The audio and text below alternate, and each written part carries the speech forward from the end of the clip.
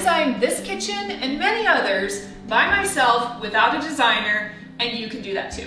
Now, I am Sarah. Welcome to Grace in My Space. If you are new to my channel, I love sharing home remodeling, DIY, design, decorating, every now and then some recipes, all things home. And I am so excited to share this video with you because I have not only designed and remodeled, but also DIY'd 6 kitchens for myself. And I think that brings in an element that is very different perspective from hiring a kitchen designer, because a kitchen designer is able to design a beautiful and functional space. But when you have designed kitchens for yourself over and over again, you learn what not to do the next time to actually live in them. And so I'm hopeful that this is going to be really helpful to you. I have also put together an entire playlist on kitchen home remodeling, DIY updates that you can do to a kitchen,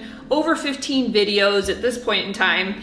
And so I'm gonna link that for you as a resource when you get done with this video. Those videos are a lot more specific. I have several videos on my design regrets from different remodels that I've done over the years. I also have DIY tutorials. If you are not here to rip out an entire kitchen and gut it and start fresh, then this playlist is going to be really helpful to you to see what you can do with very minimal resources, a little bit of elbow grease to completely transform a kitchen on a budget, DIY style. Now, I am gonna throw a lot of information at you in this video because I want you to be extremely successful in designing your own kitchen and saving a good chunk of money without having to hire a designer. Does that mean that I think that kitchen designers are unnecessary? No, it does not mean that. I think that kitchen designers have an extremely important skill set.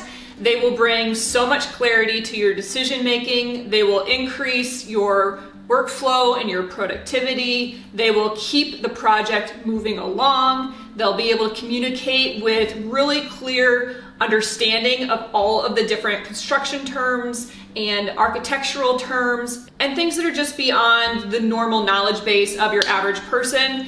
And so they are valuable. Please don't mistake what I'm saying in this video. On the other hand, I know that a lot of people cannot afford to hire a designer as well as also remodel or update a kitchen. And so if you are trying to do this on your own, I hope that this video is so helpful to you.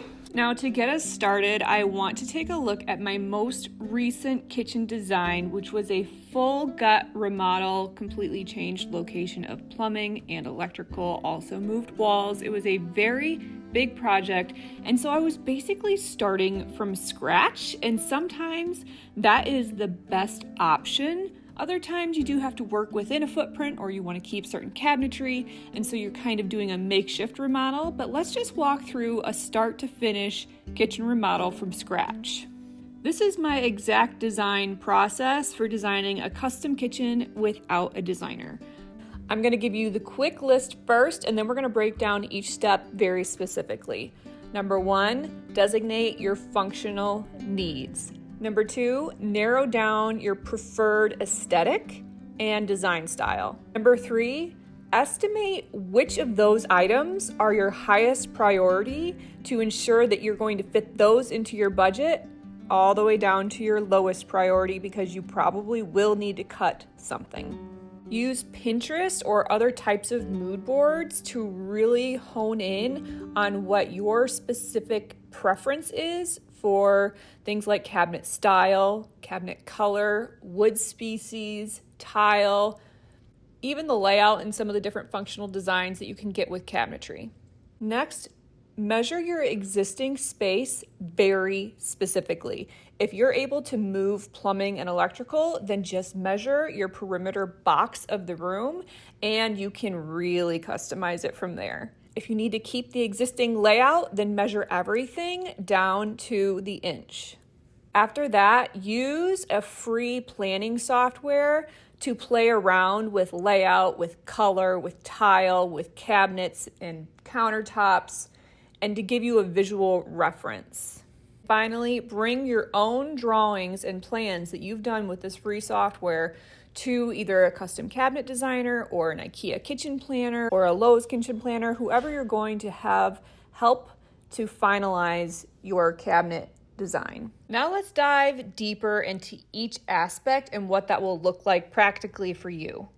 I'm giving you a free downloadable. It is linked for you in the description that you can use to organize your thoughts and the process as we work through this together. First, you need to decide what your functional wants are. You can use Pinterest or just discussion with other people. Brainstorming with other people is a great way to come up with ideas for this. Some of the functional items that you should think through are, do you want drawers or do you want cabinets? Do you want a spice rack? Do you like the appliance garage design option? Is it essential for you to have a pull-out trash can? Do you have to have a specific size pantry?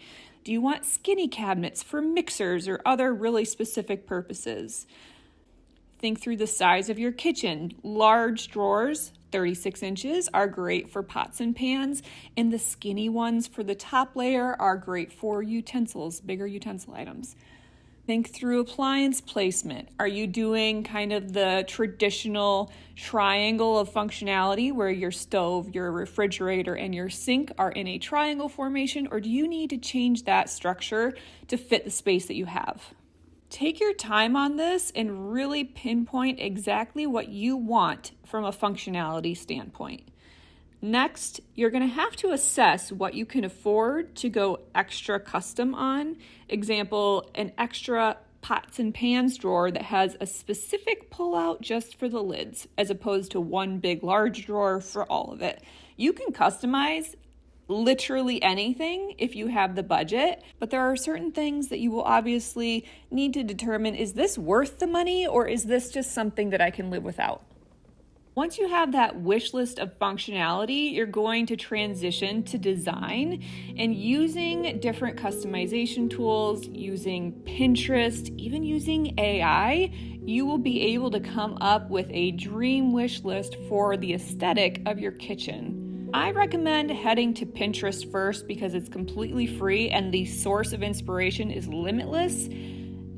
Go ahead and type in just kitchen design, and it's going to come up with a ton of variables for you. You're going to have farmhouse look, you're going to have modern kitchens, you're going to have more traditional looks or boho themes, you're going to have really specific looks for countertops and trim detail and cabinet style, and you're likely going to be a little bit overwhelmed. But what I want you to do at this point is find one single image of a kitchen that you go, that is my dream kitchen. And I want you to pull it up and I want you to pick it apart. What do you like about it? Do you like that it's all white cabinets or that it's all wood cabinets? Do you like the countertop color? Do you like the way the space is set up and flows? Do you like the sleek lines of the cabinets, or do you like the really intricate details of the cabinetry?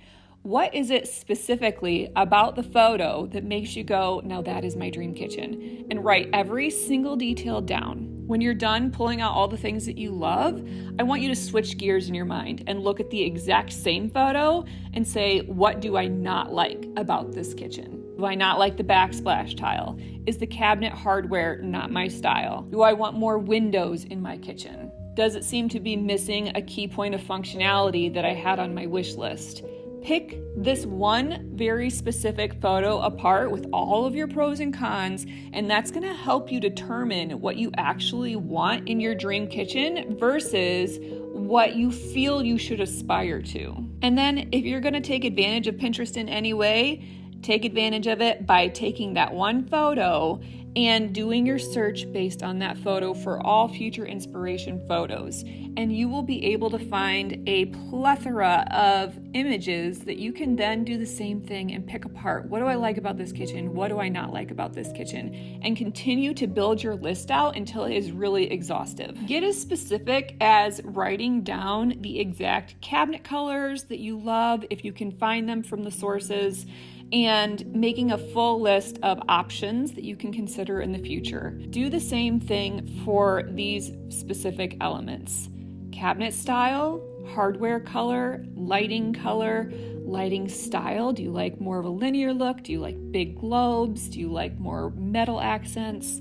Look at the countertops, your backsplash tile, the range hood, appliances, flooring. Get really down in the weeds and continue pinning images that you like and type a little caption in those images while you're pinning it. So if you like the specific cabinet color, write that down. Aim to create a dream kitchen Pinterest board that has at least 20 images in it. Once you've really geared in on the functional needs that you have, as well as your design preferences, then you're gonna measure your space. And if you are able to completely disregard the existing location of plumbing and electrical and start from scratch, then that's great. All you need is your box measurements, the length of each wall, and you can figure out the design from there. If you aren't moving plumbing or electrical or any of your appliances, then you will have even more specific measurements to work with, and that will really guide the layout for your dream kitchen. Measure everything. Measure distance between windows, measure length of walls, measure the distance between an island and a perimeter counter space. Get as detailed as possible, because your next step is going to be going into a design program and building your kitchen so you can play around with placement and color changes and all kinds of things digitally before you head into a realistic cabinet maker or store where you're going to help build out your cabinets. Now you can use tools like Planner 5D, you can use AI to help you design this, you can use Canva, SketchUp, Illustrator. If you have access to any of some of these more advanced tools, that is fantastic.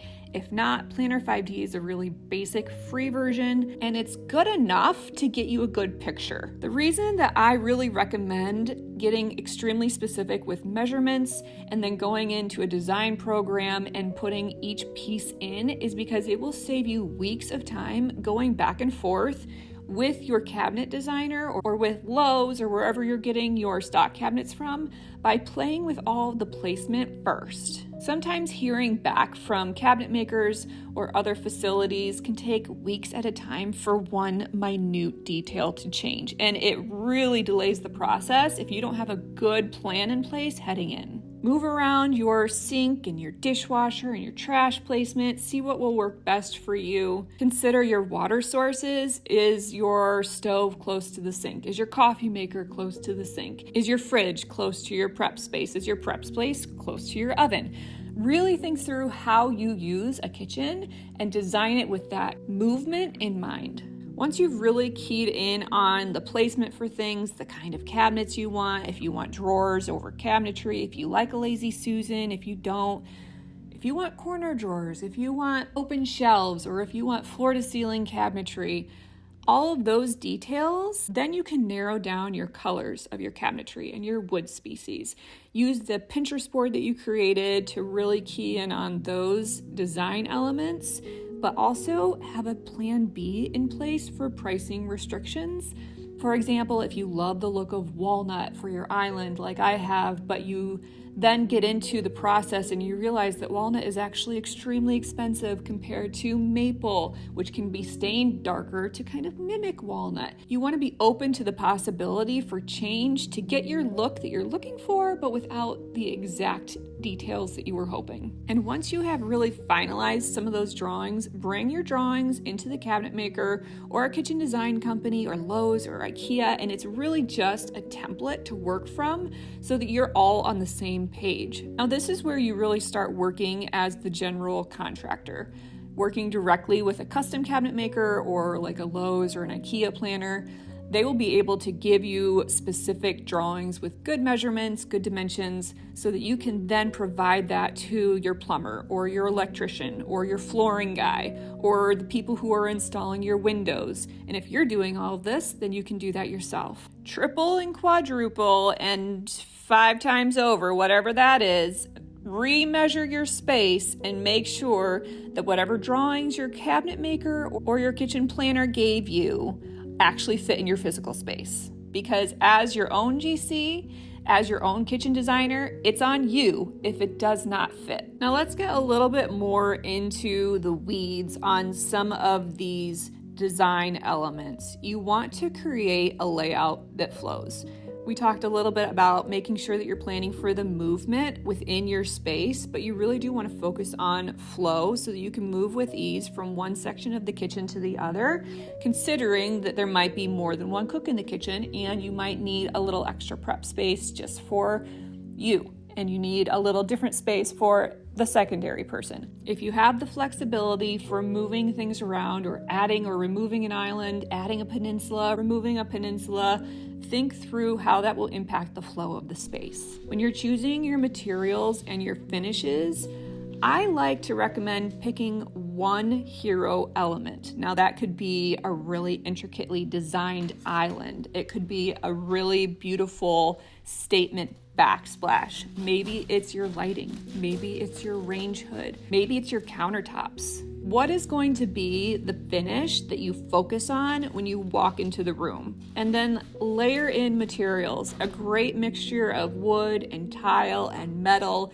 and paint makes it an interesting kitchen that's not going to fall flat, but you want to think durability as well as beauty. You can balance warmth and minimalism because functionality does not have to feel cold. Now let's talk about setting a budget and prioritizing your budget, because there are so many ways that you can splurge on a kitchen, and there are just as many ways that you can save on a kitchen, and you just need to prioritize what is most important to you. Make sure to pull up the free budgeting worksheet that I have for you in the description.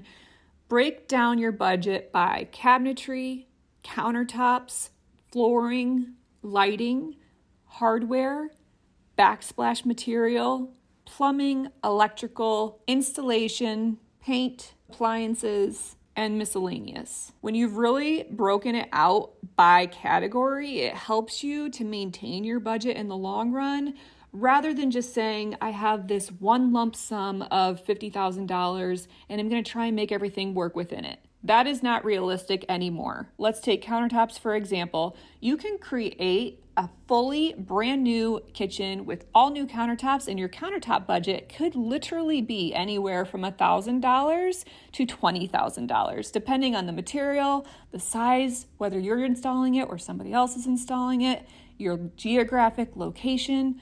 All of these things play into your budget, and so you really need to key in on exactly what you want to spend for each individual item. Now let's talk a little bit more about timeline and some DIY options.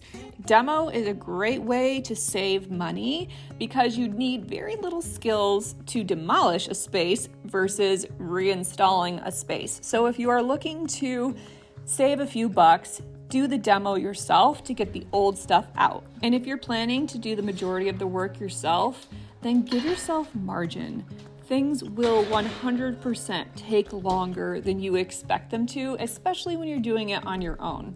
Most cabinet makers, if you're not buying stock cabinets, can be 12 to 16 weeks out from finalization of the design. So that doesn't even include the design process with the cabinet maker ahead of time. So you're looking at 4 months potentially just waiting on cabinets. Similarly, once an entire kitchen is installed, if you are doing any kind of stone countertops, that process usually takes up to a month as well, because everything needs to be installed. They have to template, they have to manufacture, they have to set up a timeline to install. So this process is lengthy, but if you do some really good planning and realistic timelines ahead of time, it will go much more smoothly.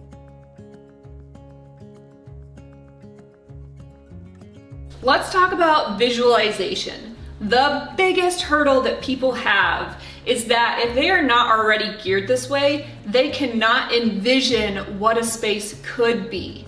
And so one of your biggest assets is going to be starting with a drawing. My brother and my sister-in-law are redoing their kitchen as we speak, and this was the first drawing that I gave them as an example of something that they could do on a really large wall that they had when they wanted to have a pantry and kind of like a coffee bar station, but it was hard for them to envision what could be where there was currently nothing existing. Now let's do a quick case study of their kitchen. This is what the space looked like before.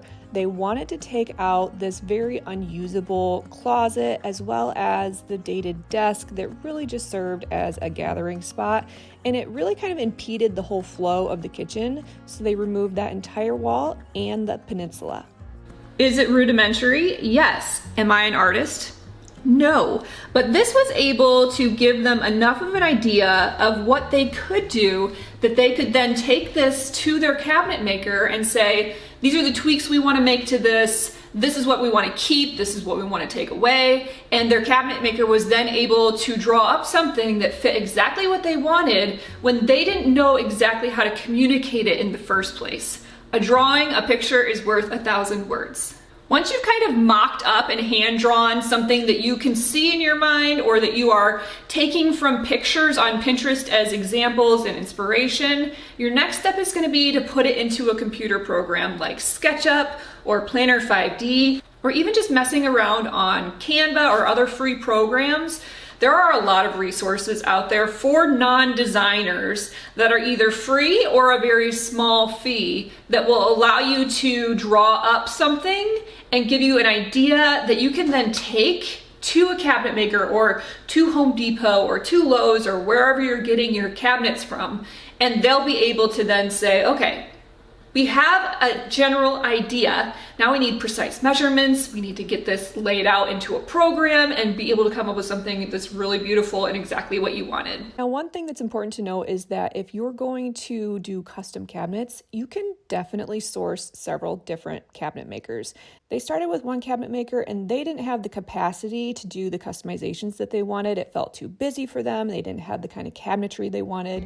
And so they went to another cabinet maker and made multiple tweaks in the design over time with them to get exactly what they wanted. They brought samples home, and now you can see what a huge difference that process and not settling for what you want really makes to create your dream kitchen.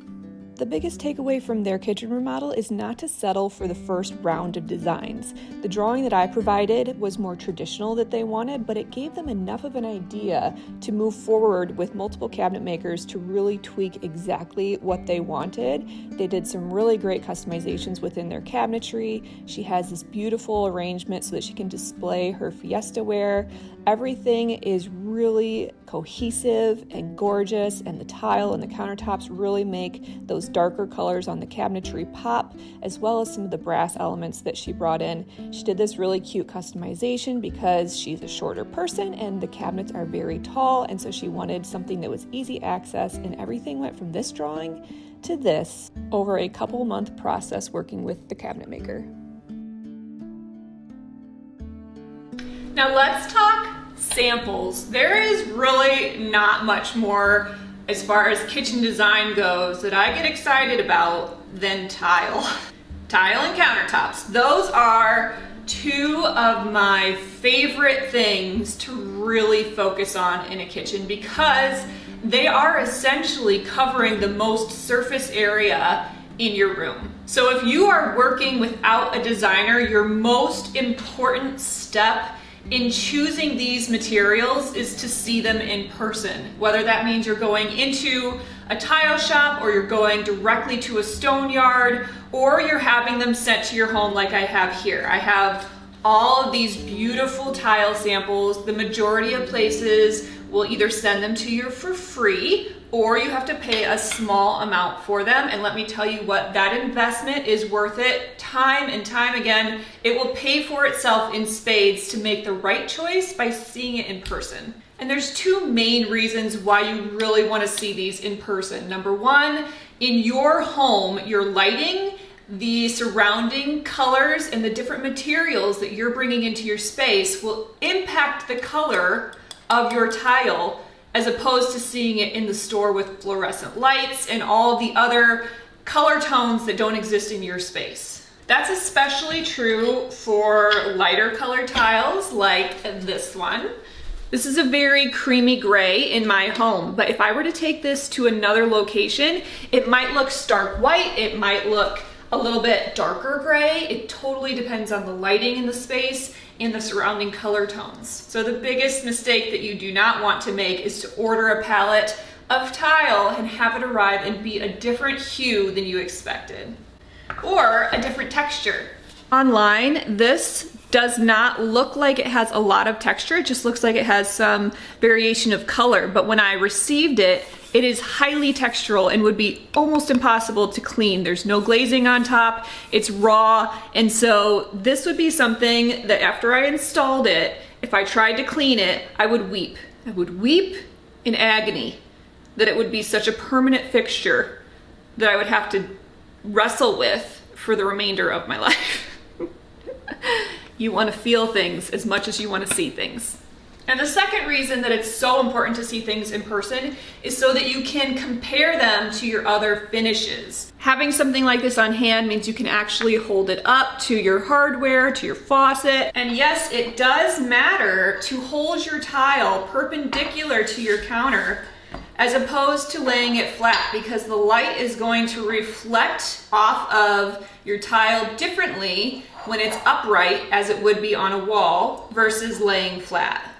Now, another must-have to get samples of, or at least see it in store, but I really would recommend bringing them home, is hardware. Hardware and lighting are considered the jewelry for your kitchen. It's the thing that everybody sees because it's usually a metal, and so it's a little bit reflective, it pops a little bit against different colors, and also it's something that's highly functional and needs to be able to withstand opening and closing and opening and closing 1,000 times a day for 30 years. And so you really want to make sure that you're investing in quality hardware, and seeing it in person will tell you pretty quickly how quality is. You'll be able to tell by the weight of the piece as well as the finish on it. You can already see that the finish was chintzy to begin with this piece. That's a no-go. If the finish is already chipping upon arrival, come on guys. Don't put your money into something like that. Instead, high quality, like I can feel the weight of this brass, and making sure then that the finish is not gonna rub off over time because it's a high quality piece. Beyond the functionality, you also wanna make sure that your metals are matching, because there's probably 50 different gold varieties. When you look at finishes, champagne gold, brushed gold, brass, unlacquered brass, lacquered brass, it goes on and on. That's just the golds. We're not even talking about the silver tones or the black tones or the bronze tones. And so seeing them in person, holding them up to your cabinet paint color or wood color, that is really important to make sure that it flows well and it matches with your other finishes. And just like our hardware is part of the jewelry, so is lighting. So I like to mix and match my metals. That is a personal preference. It's a design preference. Other people like to have the exact same metal tone across the entire kitchen. That's up to you. It's very stylistic. And so there's not really one right or wrong, but if you do mix metals, my rule is to mix a cool and a warm tone. So I have chrome mixed with brass. Chrome is cool, brass is warm, and they go really nicely together. But if you're gonna have the same tone in multiple different areas, you wanna make sure that they don't clash. As you can see, my hardware looks really nice against my light fixtures. Now, if this had been a different color brass, then you might not want to do brass and brass. I really think that you can mix and match the same color tone, but it needs to be really well coordinated. With overhead lighting, what you really need to consider is your ceiling height. So we have a less than 8 foot tall ceiling in this kitchen, which makes pendant lighting, especially over an island where you're conversing and you're reaching and you're doing things like this, it makes it difficult to find something that's gonna look correct without it looking too tiny or too large or too far down so that it's in your eye level. I'm a pretty tall person. I'm 5'8", my husband's 6'2", and so, you know, consider him like up here, right? Like this. Look where his head height would be. Be right in line with this globe. And that was one of my biggest challenges, was designing this kitchen for tall people with short ceilings. 8 or 9 foot ceilings are pretty average in American households these days. And so that is definitely something to take into consideration. Originally, I had purchased a very large circular shape shade. And when we hung it, no matter how high I brought it to the ceiling, it just looked awkward. And so we pared it down. I found these very last minute, like we're talking, they arrived the day the electricians came to install them. And I love them. I do love how they look in the kitchen. I could soften the entire kitchen by taking these down and doing some kind of wicker shade. That would completely change the look of this kitchen with one swap. And if you see this hole right there in my ceiling in my brand new kitchen, I was originally planning to do one single linear pendant slash chandelier because of that ceiling height issue. But what I hadn't taken into consideration when I did that design was the height of my faucet, which is motion activated. But when I originally held it up, it came down to like right here, and then there was only a 12-inch gap between that and my faucet, and so it just looked really awkward. And thankfully the electricians were able to pull wires to do pendants on either side of the sink.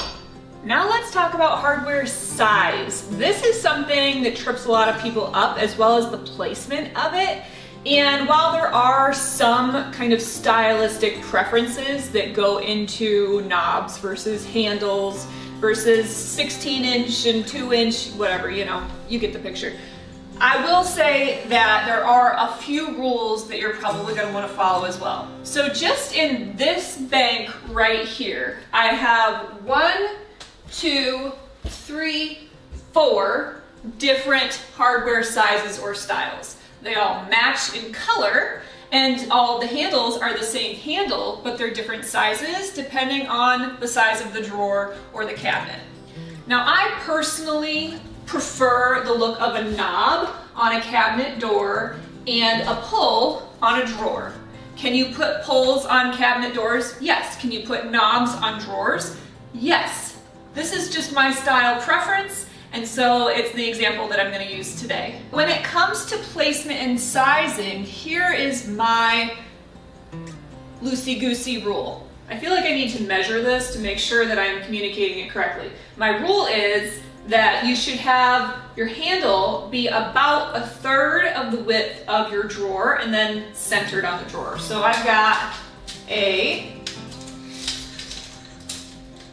36-inch drawer and a 13-inch handle, so that rule follows. And that way you have about equal sizing on either side of your handle, rather than having something that's really small being in there and then making that feel out of balance or not to scale. Over here I have 18-inch and a 7, so again, about the same. But can you imagine if I had a 13-inch handle on an 18-inch cabinet and it was spanning almost the entire width of the cabinet? That would look really oversized and cumbersome. Now, talking placement, you can do knobs in a variety of different places. This location, centered here and here, is very traditional. Some people also put it right on that corner, so a little bit higher, and that looks a little bit more modern. And so I would just play around with your placement of your hardware before it's actually installed to see what you prefer. There's also lots and lots and lots of graphics online on Pinterest that show you what the different placements look like, so you're not just kind of trying to imagine it. But I will say that the one placement that I agonized over, because there was no right or wrong answer and several different options looked good, was the placement of these handles on a very tall bank of cabinets. This isn't the right size handle, but just for example, I had looked at it down here, I had looked at it up here, here, here, down lower, and some of them were decent and I liked them. And so I ended up just basing my decision on the height of my family, because we're taller people. So I didn't want something low, because that's awkward. And I did it a little bit above the center point, and it's just what I chose. Were there other options that would have looked adorable as well, like up here? Sure, but up here it was a little tall for little ones to be able to reach. So you just kind of have to think through the functionality of your family as well as the design aesthetic. Now, one thing that I think is really important to keep top of mind as you're designing your kitchen is that there are things that you will do to serve your family that other people wouldn't do because they don't need it or it's not a priority to them. And so if you get any kind of criticism or pushback on something that you have chosen very specifically to fit your family's needs, hold strong on that, because it will be a point of frustration if you give in to what other people think is best versus what you knew was right. This space right here is a really great example of that. This area is massive. We could easily fit 10 people standing right here, and I always get a lot of criticism about why the fridge is over here and I have this really large gap until you hit the island. But what people don't know, because it's really hard to see on camera, is this. Hello, there's a doorway over here. Imagine that I had shifted my island down. I would be stepping into the doorway directly into the island, and then would have to have gone like this, and then I wouldn't have had a lot of clearance to open my fridge if the island was right there. And so this space is expansive and unnecessary from a functionality standpoint. Usually you'd get it a little bit tighter together for really good workflow, but the doorway makes that something that was not functional for a family to be able to work around. So every time I was working with the kitchen cabinet maker, they would say, why aren't we shifting the island down? Why aren't we shifting the island down? And then they got into the space and they were like, oh, okay, this makes sense now. So sometimes you just gotta stick to your guns. Now, if you've brought your design to a custom cabinet maker, for instance, and they give you pushback, ask more questions, see how we can make it work. When I designed my kitchen island, I wanted rounded corners, and this was something that my cabinet maker had never done before, but they were intrigued with the idea, I think, because they saw a good potential for it for their future clients. So they worked with me on some different ways that they could create that rounded design for me without actually rounding the wood. So they brainstormed ideas that their shop could come up with that rounded island design in a way that was also affordable for me. Pick their brain, ask them to come up with creative solutions, and most people are able to rise to the occasion if they're already doing custom cabinetry. I would definitely recommend interviewing a custom cabinet maker if that's the route that you're going. Look at their showroom, look at past clients, call past clients and see how it was to work with them. Interview them to see if they have their own creative ideas that can help spur on what you really want to see in your dream kitchen. And do some really good due diligence on their product quality before you hire them.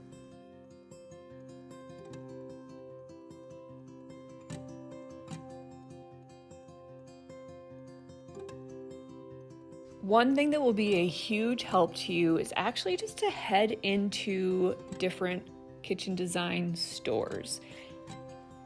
There are showrooms in every major city that will showcase different types of kitchen styles, and seeing these in person is going to be a huge help to you. Even if you're not working with that company, they will welcome you in just to browse the selection, see how a kitchen is set up, study different cabinet styles, see how hardware styles combine with kitchen cabinet colors, look at how lighting affects the space. Browsing through a physical store will go a long way in giving you inspiration. Then you're going to head online. See something in these stores that you love, take a picture of it, and know exactly what it was that you loved about it.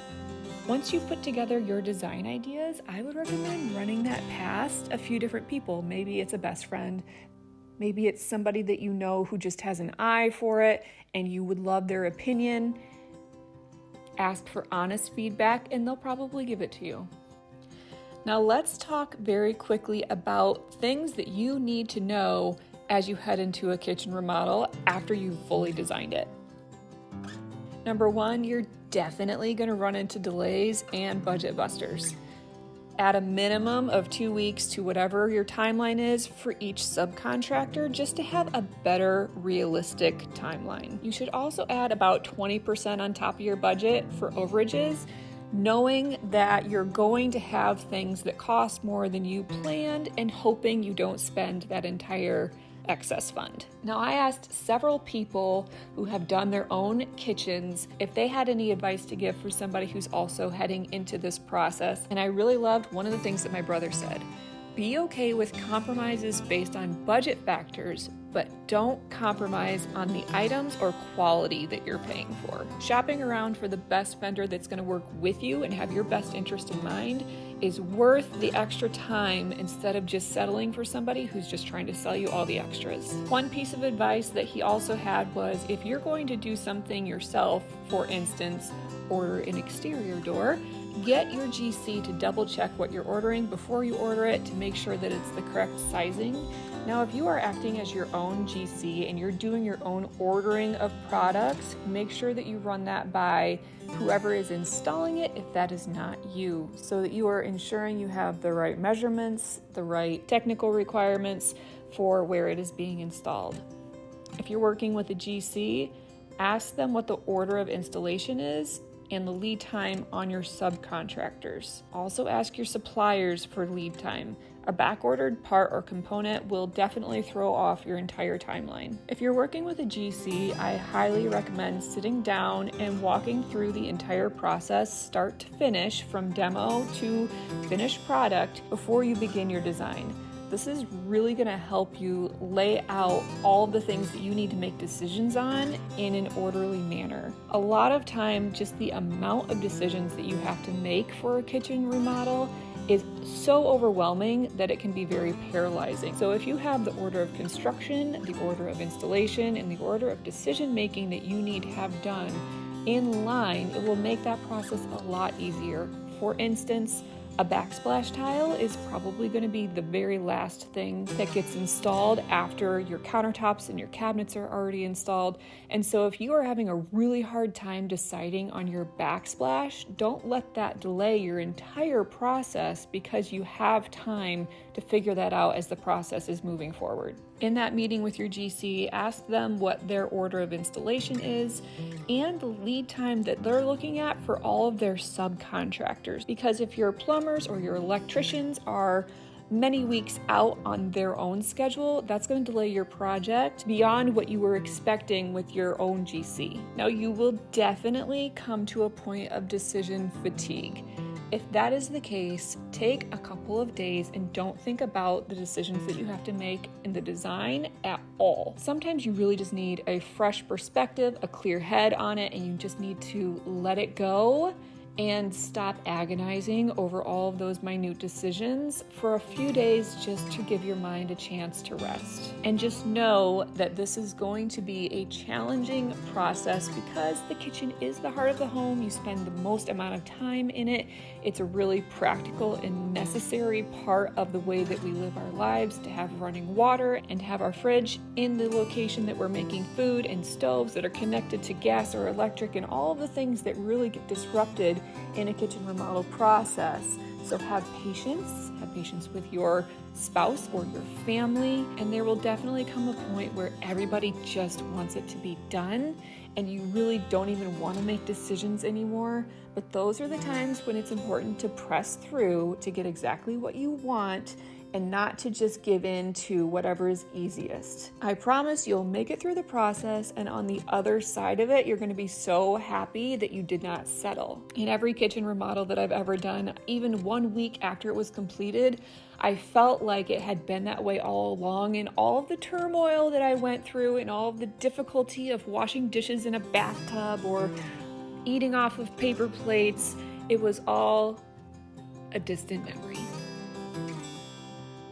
Now, if I've learned anything over 10 years of sharing my home remodeling and DIY journey online, it is that everybody has a different opinion. And that is something that I think is really valuable to remember as you design your own kitchen. I feel like it takes a little bit of the pressure off for you to sit and mull and agonize over every single decision on whether or not it's the right one, because there is more than one right answer in kitchen design. Our homes are also a very subjective space. What I need is not going to be what you need. And what I think is beautiful is not gonna be what you think is beautiful. And that is actually the beauty of creating a home, because we get to decide what we enjoy being in and what serves us best, regardless of anybody else's opinion. So if you are going about this kitchen design process and you feel like you're designing this for someone else, stop. Scratch the plan, start over, and only design it for your family or yourself.